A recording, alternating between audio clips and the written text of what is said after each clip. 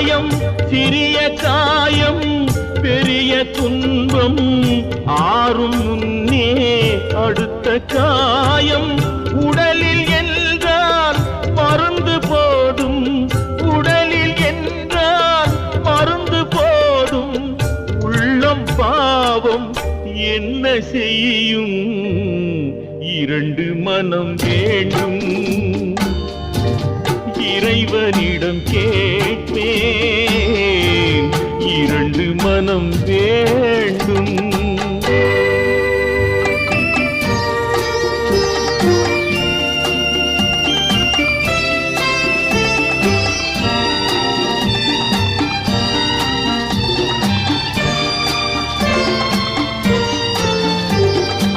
இரவும் பகலும் இரண்டானா